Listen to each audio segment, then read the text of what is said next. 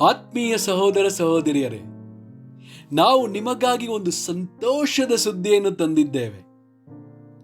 ಜನವರಿ 1ರಿಂದ 2025 ಸಂಪೂರ್ಣ ವರ್ಷಕ್ಕೆ 365 ಟಾಪಿಕ್ಸ್ಗಳನ್ನು ಹಂಚಿಕೊಳ್ಳುತ್ತೇವೆ. ಪ್ರತಿದಿನ ಒಂದು ಟಾಪಿಕ್ ಮತ್ತು ಅದಕ್ಕೆ ಸಂಬಂಧಿಸಿದ ವಚನಗಳನ್ನು ಹಂಚಿಕೊಳ್ಳುತ್ತೇವೆ. ಇದನ್ನು ಕೇಳಿ ಧ್ಯಾನಿಸಿ ಆಶೀರ್ವಾದ ಹೊಂದಬೇಕೆಂದು ಪ್ರೋತ್ಸಾಹಿಸುತ್ತೇನೆ. ದಯವಿಟ್ಟು ಸಬ್ಸ್ಕ್ರೈಬ್ ಮಾಡಿ ನಿಮ್ಮ ಸ್ನೇಹಿತರೊಂದಿಗೆ ಹಂಚಿಕೊಳ್ಳಿ.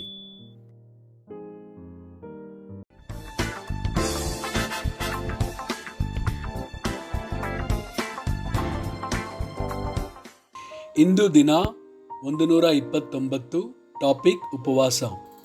ಮತ್ತಾಯ 4 ವಚನ 1-2. ಆಗ ಯೇಸು ಸೈತಾನನಿಂದ ಶೋಧಿಸಲ್ಪಡುವುದಕ್ಕಾಗಿ ಆತ್ಮನು ಆತನನ್ನು ಅಡವಿಗೆ ಒಯ್ದನು. ಆತನು 40 ದಿವಸ ಹಗಲಿರುಳು ಉಪವಾಸವಿದ್ದ ತರುವಾಯ ಆತನಿಗೆ ಹಸಿವಾಯಿತು. ಯೋವೇಲ 2 ವಚನ 12. ಯೆಹೋವನು ಇಂತೆನ್ನುತ್ತಾನೆ, ಈಗಲಾದರೋ ನೀವು ಮನಃಪೂರ್ವಕವಾಗಿ ನನ್ನ ಕಡೆಗೆ ತಿರುಗಿಕೊಂಡು ಉಪವಾಸ ಮಾಡಿರಿ, ಅಳಿರಿ, ಗೋಳಾಡಿರಿ. ಎಸ್ತೇರಳು 4 ವಚನ 16. ಆಗ ಎಸ್ತೇರಳು, ನೀನು ಹೋಗಿ ಶೂಷನಿನಲ್ಲಿ ಸಿಕ್ಕುವ ಎಲ್ಲ ಯೆಹೂದ್ಯರನ್ನು ಕೂಡಿಸು. ನೀವೆಲ್ಲರೂ 3 ದಿನ ಹಗಲಿರುಳು ಅನ್ನಪಾನಗಳನ್ನು ಬಿಟ್ಟು ನನಗೋಸ್ಕರ ಉಪವಾಸ ಮಾಡಿರಿ. ಅದರಂತೆ ನಾನು ನನ್ನ ಸೇವಕಿಯರೊಡನೆ ಉಪವಾಸದಿಂದಿರುವೆನು. ಅನಂತರ ನಾನು ವಿಧಿ ಮೀರಿ ಅರಸನ ಬಳಿಗೆ ಹೋಗುವೆನು, ಸತ್ತರೆ ಸಾಯುತ್ತೇನೆ ಎಂದು ಮೊರ್ದೆಕೈಗೆ ಮರಳಿ ಹೇಳಿಸಿದಳು.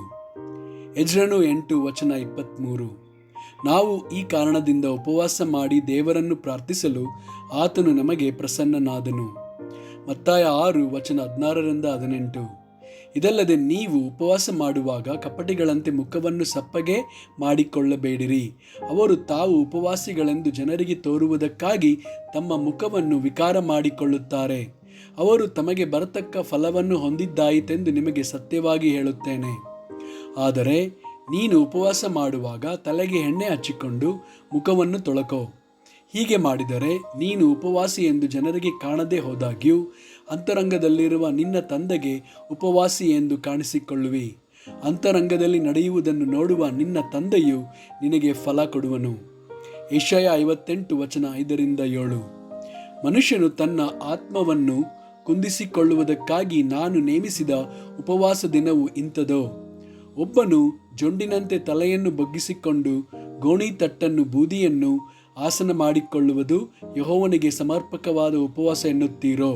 ನೋಡಿರಿ, ಕೇಡಿನ ಬಂಧಗಳನ್ನು ಬಿಚ್ಚುವುದು, ನೊಗದ ಕಣ್ಣಿಗಳನ್ನು ಕಳಚುವುದು, ಜಜ್ಜಿ ಹೋದವರನ್ನು ಬಿಡುಗಡೆ ಮಾಡುವುದು, ನೊಗಗಳನ್ನೆಲ್ಲ ಮುರಿಯುವುದು, ಹಸಿದವರಿಗೆ ಅನ್ನವನ್ನು ಹಂಚುವುದು, ಅಲೆಯುತ್ತಿರುವ ಬಡವರನ್ನು ಮನೆಗೆ ಬರಮಾಡಿಕೊಳ್ಳುವುದು, ಬೆತ್ತಲೆಯವರನ್ನು ಕಂಡಾಗೆಲ್ಲ ಅವರಿಗೆ ಹೊದಿಸುವುದು.